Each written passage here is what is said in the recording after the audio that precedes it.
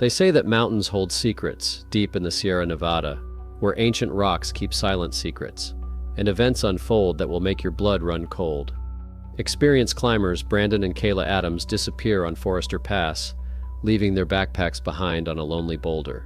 6-year-old Benjamin Porter vanishes into thin air in an open meadow near Mount Rainier, only to be found alive 16 days later at an altitude inaccessible even to adults. Professor Martin Schultz, a geology legend, disappears on the slopes of Mount Whitney, leaving only his hammer and backpack behind. At the same time, his jacket mysteriously appears hundreds of feet higher up. What are these mountains hiding? What forces are taking people away without a trace? Today you will hear 3 inexplicable stories of missing hikers that defy conventional understanding.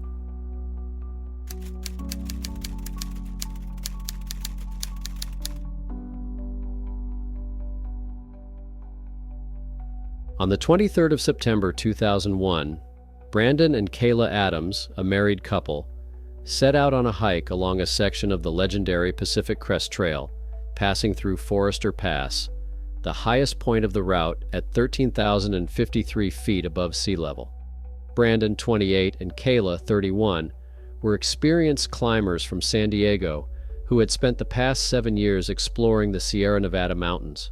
They met at a climbing club, got married 3 years ago, and made hiking the center of their life together. Brandon worked as an engineer at a technology company, and Kayla taught biology at a high school. Every summer, they took time off work and went on multi-day hikes, documenting their routes in a detailed journal. Their friends knew the couple as mountain enthusiasts who carefully planned each hike, studied maps and weather conditions, and always had a backup plan in case of unforeseen circumstances. Forester Pass is located on the border of Kings Canyon National Park and Sequoia National Park at an altitude of over 13,000 feet, where there is 40% less oxygen than at sea level. It is a harsh place. Steep rock walls on both sides, no vegetation, only bare rocks and granite cliffs. The weather here is unpredictable even in the summer months. By the end of September, temperatures can drop below freezing by evening. The Adams were aware of these risks and prepared accordingly. Their backpacks contained all the necessary equipment: warm clothing, sleeping bags rated to -10 degrees Fahrenheit, 5 days worth of food, a camping stove, a first aid kit, a GPS navigator, flashlights, whistles for signaling distress, and topographic maps.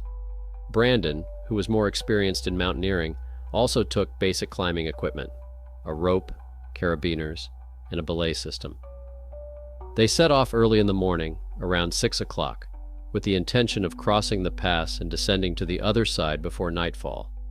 The weather was perfect: clear skies, excellent visibility, and moderate winds. The climb to the pass took several hours. By noon, they had reached the summit. In their diary found later, there is an entry made by Kayla. 12:35 p.m. at Forester Pass. Incredible view of the valley. Wind is strong, but the sun is warm. Brandon suggested stopping for lunch and an hour's rest before the descent. Tired, but happy.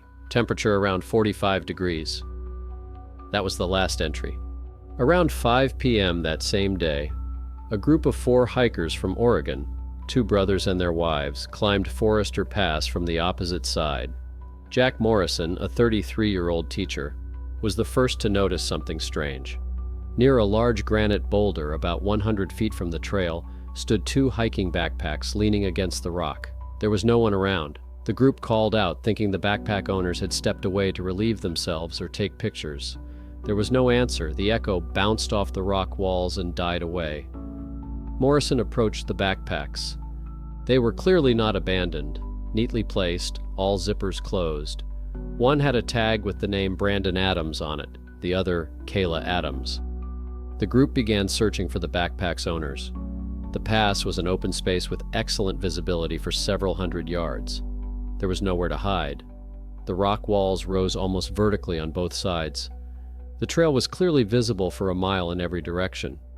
If someone had been descending or ascending, they would have been visible, but there was no one. Morrison and his group spent 40 minutes searching the area, checking the crevices between the boulders, calling out loudly. Silence. It was getting colder, the temperature was dropping, and it was starting to get dark. The group decided to descend to the nearest ranger station and report their findings. The descent took 3.5 hours. By 10 p.m., Morrison had reached the station. The ranger on duty, Thomas Elliott, immediately contacted the Sequoia National Park Coordination Center. Given the altitude and nighttime temperatures, which could drop to 10 degrees Fahrenheit at Forester Pass in late September, every hour was critical. By midnight, a team of 8 rangers and 2 dog handlers with search dogs had been assembled. However, climbing the pass at night was too dangerous. Narrow trails, steep slopes, risk of falling. They decided to wait until dawn. In the morning, the search team began the ascent. By 9 o'clock, they had reached the pass. The backpacks were still in the same place. The rangers conducted an initial inspection of the contents. Inside was all the necessary equipment: warm clothes, sleeping bags, food, partially eaten, wrappers from energy bars, empty cheese packaging, a camping stove, and a GPS navigator. The last recorded GPS point corresponded to the pass location, 12 hours and 42 minutes earlier. After that, the device did not register any movement. The dog handlers released the dogs, 2 trained German shepherds with many years of experience in searching for missing people. The dogs were given clothes from the backpacks to sniff. The dogs' reaction was unusual. Both shepherds approached the backpacks, sniffed them intently, then began circling, whining. After a few minutes, both dogs lay down on the rocks and refused to continue working. Dog handler Marcus Jenkins, who had been working with these dogs for 23 years, was stunned. For the first time in my entire career, both dogs refused to work at the same time, he told the search team captain. The search operation was immediately expanded. By evening, 50 rangers and volunteers were working at the site. The area was divided into sectors. Teams of climbers began checking rock walls, crevices, and hard-to-reach areas. A helicopter flew over the area equipped with thermal imaging equipment. All possible descent routes were checked, both on official trails and in wild places. Brandon's parents, Robert and Mary Adams of San Diego, and Kayla's mother, Barbara Turner, arrived at the search site on the second day. Robert, a 62-year-old retired Marine colonel, tried to remain calm. "My son is an experienced climber. He knows the mountains. He and Kayla were always careful, always followed safety protocols. They had all the necessary equipment," he repeated over and over again. The Tulare County Sheriff's Office investigation team considered several versions of what happened. The first was an accident. Brandon and Kayla may have left their backpacks to explore the area or take pictures of the views. One of them may have slipped, fallen, and pulled the other down with them while trying to help. However, an examination of the edge of the pass revealed no signs of a fall, no broken rocks, no scuff marks on the cliffs, no scraps of clothing. The second theory was that they decided to descend via an unusual route, got lost, or were trapped somewhere in the rugged terrain. The third, criminal version seemed unlikely. At an altitude of over 13,000 feet, other people are rarely encountered, especially at the end of September. Morrison's group was the first to climb the pass after the Adams couple. The search continued for 9 days without significant results. The area within a 10-mile radius of the pass was checked. Climbers descended all possible routes on both sides. Caves, crevices, and ravines were checked. They flew hundreds of square miles by helicopter. More than 300 volunteers participated in the operation. The Adams and Turner families offered a reward of $50,000 for information on the whereabouts of the missing persons. On the 4th of October, 11 days after their disappearance, a group of experienced climbers from Berkeley was making a technical ascent on a remote route at about 11,800 feet, about 1.5 miles south of Forester Pass. The route passed through a narrow gorge between sheer rock walls, a place that required climbing equipment and experience. Michael Stone noticed something bright down in the crevice. After rappelling down, he discovered a woman's body. The body was taken to the Tulare County morgue.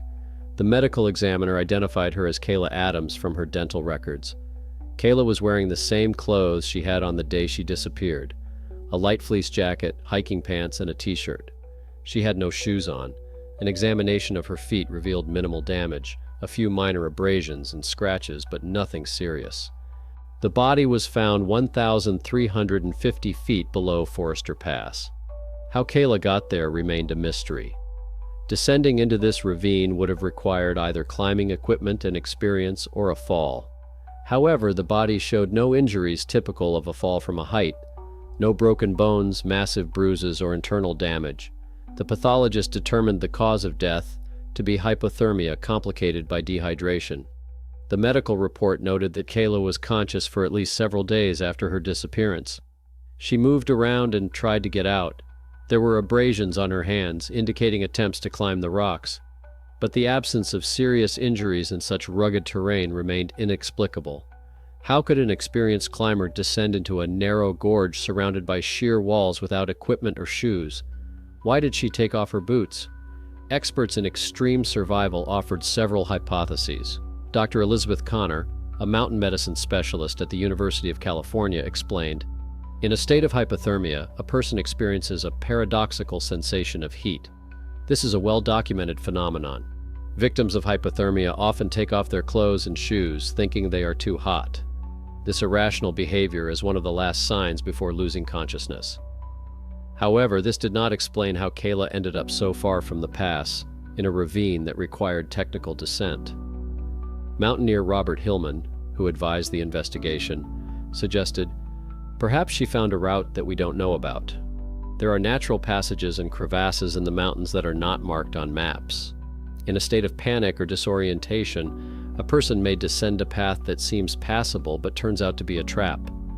Easy to descend, but impossible to climb back up." Brandon was not found. The search operation was resumed with redoubled intensity after Kayla's body was discovered. The reasoning was simple. If Kayla ended up in the ravine, Brandon might also be somewhere nearby. Climbers combed through all the crevasses, caves, and hard-to-reach areas within a 3-mile radius of the discovery site. 2 more weeks of intensive searching. Nothing. The family organized a private search expedition. Robert Adams hired a professional search and rescue company specializing in mountain operations. A team of 12 experienced climbers spent another month checking every square foot within a 5-mile radius of Forester Pass. They used drones with cameras, professional thermal imaging equipment, and specially trained dogs. There were no results. By November, snow had covered the high mountain areas of the Sierra Nevada. Further searches were impossible until spring. The Adams family hoped that new clues would emerge after the snow melted. In the spring of 2002, the search resumed. Groups of volunteers, coordinated by park rangers, combed the area again. Brandon was not found. Years passed. The Brandon Adams case remained open. Every summer, groups of tourists passing through Forester Pass received information leaflets with a photo of Brandon and a request to report any findings, clothing, equipment, or any traces of a person. Rangers periodically checked remote areas. Nothing. Mary Adams, Brandon's mother, devoted the rest of her life to searching for her son. She organized a fund to support families of people missing in national parks, lobbied for improvements to search and rescue systems, and advocated for the installation of additional emergency communication stations in remote mountain areas. "I will never stop looking for my son. Somewhere out there in the mountains is the answer. I have to find it," she said in an interview. Barbara Turner, Kayla's mother, buried her daughter in San Diego. The words "she loved the mountains and the mountains took her" are engraved on the tombstone. Barbara never climbed the Sierra Nevada again. "I lost my daughter." Robert and Mary couldn't even bury their son. "I don't know which is worse," she said at the memorial service. The story of Brandon and Kayla Adams has become one of the most mysterious in the annals of California's national parks. 2 experienced climbers, equipped with all the necessary gear, disappeared in broad daylight on an open pass with excellent visibility. One of them was found 1,350 feet below, in a location physically unreachable without equipment. The second has not been found to this day. The Sierra Nevada mountains keep their secrets. What happened to Brandon and Kayla Adams on that September day in 2001? Why did they leave their backpacks behind? How did Kayla end up in a remote ravine with no visible injuries from the fall? Where is Brandon's body? These questions remain unanswered. Nature does not explain. It simply exists, ancient, indifferent, unpredictable.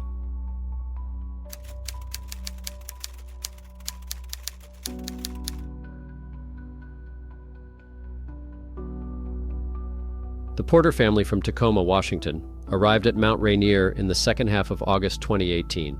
Parents David and Sarah Porter and their 3 children planned to spend the weekend camping near Paradise Glacier, a picturesque spot at 6,800 feet. It was a family ritual. Every summer they spent a few days in the mountains, introducing their children to nature and camping. Their eldest son, Ethan, was 9, their middle son, Benjamin, was 6, and their youngest daughter, Emily, was 4. The weather was perfect, about 60 degrees Fahrenheit, clear skies, excellent visibility. The family set up camp in an open alpine meadow, where the low grass and lack of trees allowed them to see for more than a mile in all directions. David pitched the tent, while Sarah prepared dinner on the camp stove. Ethan and Benjamin played nearby, running around the meadow and exploring boulders. Emily helped her mother. Around 6 in the evening, Ethan sat down to tie his shoelace, which had come undone. According to him, he was distracted for literally half a minute. When he looked up, Benjamin was not there. Ethan looked around. His brother had disappeared. The boy ran to his parents, shouting, "Where's Ben? I can't see Ben!" David and Sarah immediately rushed to search the area. Panic grew with every passing second. There was nowhere to hide in the open meadow. Visibility was perfect. But Benjamin was nowhere to be found. The family began shouting the boy's name and searching every inch of the camp.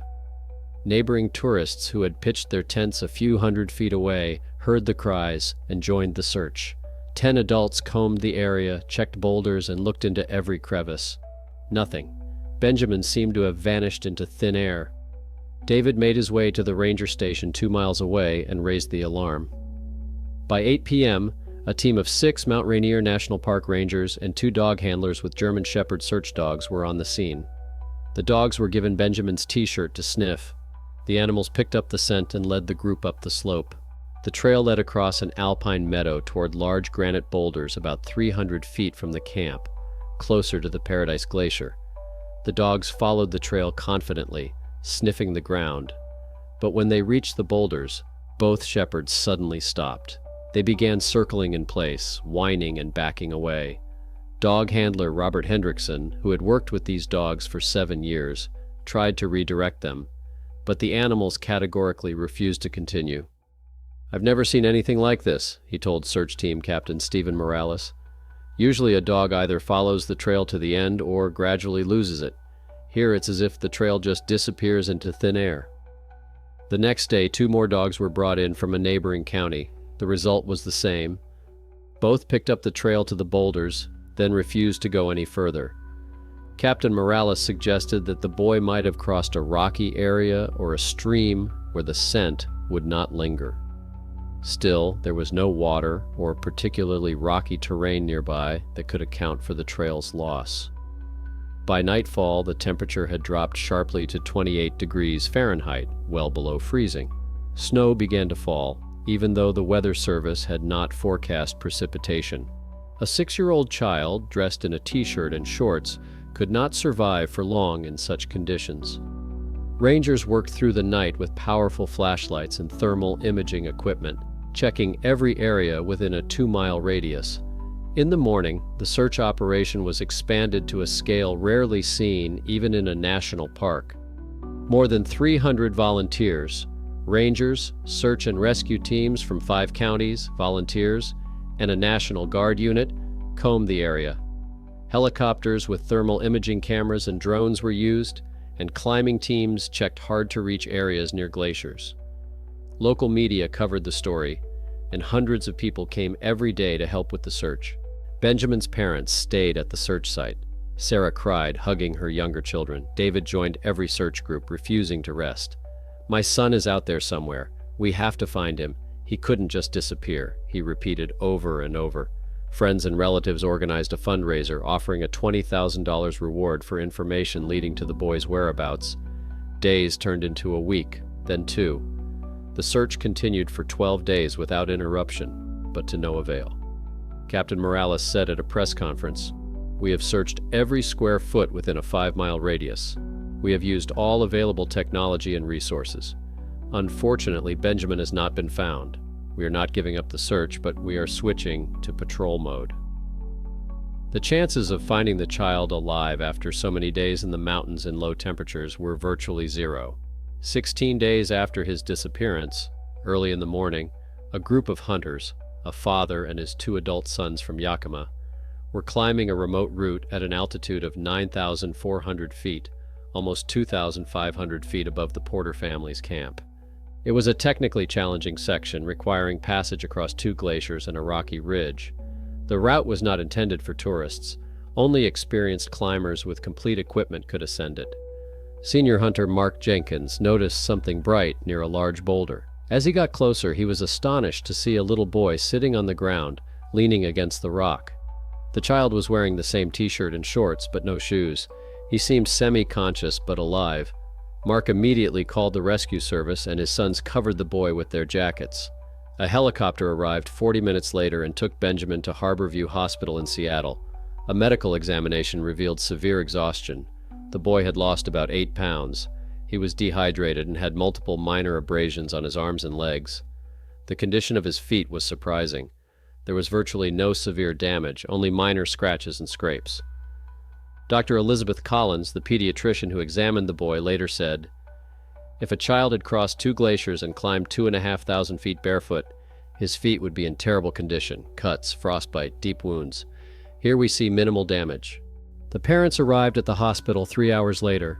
The reunion was emotional. Sarah cried incessantly as she hugged her son. David stood nearby, holding his wife's shoulder, unable to speak. Benjamin recognized his parents and hugged them, but he was very lethargic and couldn't really explain what had happened. The next day, when the boy's condition had stabilized, child psychologist Jennifer Thomas had a cautious conversation with Benjamin in the presence of his parents. The child said, "I was playing with Ethan. Then I saw a big hairy man behind the rocks. He was waving at me. He was very tall. I went to look. Then I slept for a long, long time. Then I woke up on the rocks." His parents tried to ask for more details, but Benjamin couldn't or wouldn't add any more. The psychologist explained to the Porters that children in extreme situations often create protective fantasies to cope with stress and fear. The image of a big man could have been his child's mind's way of explaining what happened. Perhaps he saw a shadow, a tree, a boulder, something that frightened him or caught his attention. In a state of hypothermia and stress, perception is distorted. Detective Carol Evans of the Pierce County Sheriff's Office conducted the investigation. How could a 6-year-old child climb 2,500 feet up rugged mountain terrain, cross glaciers, and traverse rocky areas? Expert climbers who consulted on the investigation stated that it was physically impossible for a child of that age to do so without adult assistance. Dr. Michael Ryan, a specialist in child psychology and trauma, offered an explanation. In extreme situations, the human body is capable of incredible things. Adrenaline, survival instinct, and panic can cause a child to climb, crawl, and move with strength and perseverance that would be impossible under normal circumstances. Children are more flexible and lighter, and can squeeze through narrow spaces. Perhaps Benjamin found a route he could climb, moving instinctively. The theory that someone kidnapped or carried the boy was investigated and rejected. At an altitude of 9,400 feet, there were no trails that an adult could have taken with a child. The cameras at the park entrances did not capture any suspicious individuals. All tourists who were in the area on the day of the disappearance were interviewed and checked. How did a 6-year-old boy survive 16 days in the mountains at sub-zero temperatures? How did he climb to a height that would be inaccessible without mountaineering equipment? Medicine and science offer rational explanations: survival instinct, childlike flexibility, luck. But for the Porter family and many who followed the story, what happened remains an inexplicable miracle. Benjamin returned. Not all children who get lost in the mountains come home.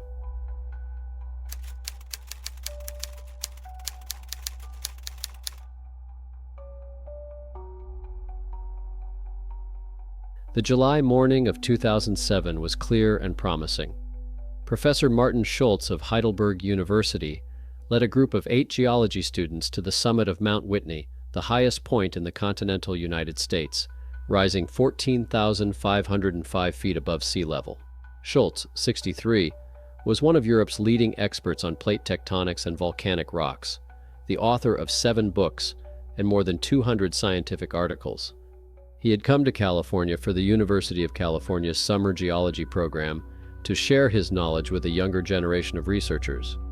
This trip was not a tourist outing, but a field research project. Schultz planned to collect granite samples from various elevations to analyze the geological history of the Sierra Nevadas formation. His students, young people aged 20 to 24 from the universities of California and Nevada, were excited about the opportunity to work with such a renowned scientist. Among them were Jason Turner, a graduate student from Berkeley, Emily Chen, a senior from Stanford, Michael Rodriguez from the University of California, Los Angeles, and 5 other young geologists. The group began their ascent from the trailhead at Whitney Portal Lake at 4 in the morning to avoid the afternoon thunderstorms that often develop at high altitudes. Schultz was in excellent physical shape for his age. He regularly climbed in the Alps. He considered fieldwork an integral part of geology. Each carried a backpack with food, water, warm clothing, and scientific equipment. Schultz also had his favorite geological hammer, a tool he had used for 30 years, a gift from his research supervisor. The climb went smoothly. The group made regular stops during which the professor explained the geological features of the surrounding rocks, demonstrated how to determine the age of formations, and described the processes that created these majestic mountains millions of years ago. The students wrote down his words, photographed samples, and asked questions. Schultz was in his element, a passionate teacher sharing decades of accumulated knowledge. By noon, the group had reached an altitude of approximately 13,600 feet, walking along a narrow rocky ridge with steep slopes on both sides. Visibility was excellent. You could see for miles in all directions. The trail here was well marked but narrow, only 2 or 3 feet wide in places, with sheer drops on both sides. Schultz walked at the rear of the group, as he usually did on such expeditions. He liked to stop, examine rocks, and take samples without delaying the others. Jason Turner, as the senior student, led the group ahead. The professor lagged behind by about 165 feet, stopping periodically to study fascinating geological formations. The students saw him behind them, bent over the rock outcrop, hammering. Around noon on the second day, something happened that would turn this scientific expedition into a tragedy. The students walking ahead heard a sound, not quite a scream, more like a short exclamation of surprise or alarm. They turned around. Schultz was nowhere to be seen behind the rock ledge. Jason shouted, "Professor Schultz, are you okay?" Silence, only the wind and the echo of his own voice. The group immediately ran back along the trail. After running about 70 yards, they reached the spot where they had last seen the professor. His geological hammer lay on the trail. His backpack stood nearby, neatly placed against a rock. But Schultz himself was gone. The students began shouting his name and searching the surrounding area. To the right of the trail, the slope descended several hundred feet, steep but not sheer, covered with rocks and sparse vegetation. To the left was an almost vertical rock wall. Emily Chen carefully climbed down a few yards down the slope, holding onto rocks, hoping to see the professor below, perhaps fallen and injured. Nothing. Michael Rodriguez checked the trail ahead and behind. Possibly Schultz had somehow passed them or fallen even further behind. Nothing. Panic began to set in. Jason made a decision. 2 students would stay put and continue searching the immediate vicinity. At the same time, the rest would go for help. Jason and Emily stayed behind, continuing to search the area and call out loudly for the professor. The other 6 began a rapid descent to the ranger station. By 6 o'clock in the evening, the Sequoia National Park Rangers arrived on the scene. The captain of the search party organized a systematic search of the area within a half-mile radius of the spot where the hammer and backpack had been found. Megaphones and whistles were used. As darkness fell, powerful searchlights were brought in. The temperature at this altitude dropped to 20 degrees Fahrenheit at night. Without the warm clothes that remained in the backpack, the chances of survival were limited. In the morning, the search operation was expanded. More than 60 people, rangers, volunteers, climbers, combed the slopes of Mount Whitney. A helicopter flew over the area. Dogs tried to pick up the scent, but on a rocky trail at such an altitude, scent trails are practically impossible to detect. All possible places where a person could have fallen or gone were checked. Caves, crevices, areas hidden behind boulders. The students were questioned repeatedly, They all told the same story. They heard a short sound, turned around, saw that the professor was not visible around the bend in the trail, ran back, and found only his equipment. No one saw what happened. No one heard the sounds of a fall, the rumble of stones, the impact on the rocks. Jason described the last moment he saw Schultz. He was standing, leaning over the rock outcrop, working with a hammer. He looked completely normal. We turned away and continued walking. Maybe 2 minutes passed. Then we heard the sound. Schultz's relatives in Germany were notified. His wife Ingrid and his adult daughter Katerina flew to California 3 days later. Ingrid, herself a chemistry professor, tried to remain calm, but it was clear that she was on the verge of a breakdown. Martin knew the mountains. He is careful, attentive.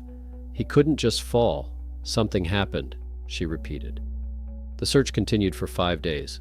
The area within a 3-mile radius of the point of disappearance was thoroughly combed. Climbing teams descended all the steep slopes, checking places where he might have fallen. Nothing. Professor Martin Schultz seemed to have vanished into thin air. Then, on the 6th day, a group of tourists from Los Angeles climbing Mount Whitney made a strange discovery.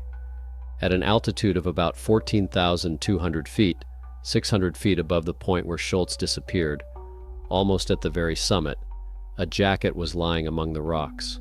One of the tourists, Rachel Stevens, a nurse, noticed the bright orange jacket and picked it up. The find was immediately reported to the rangers. The students identified the jacket as the professor's. They had seen him put it on that morning before the climb began. Schultz wore a light windbreaker over his t-shirt. The search focused on the area around the summit. Teams methodically checked every area within a mile of where the jacket was found. Nothing else was found. No other clothing, no body, no signs of human presence. How could Professor Schultz have ended up 600 feet above the place where he disappeared? He was walking with the group up the mountain, but he was lagging behind rather than walking ahead. The students did not see him overtake them.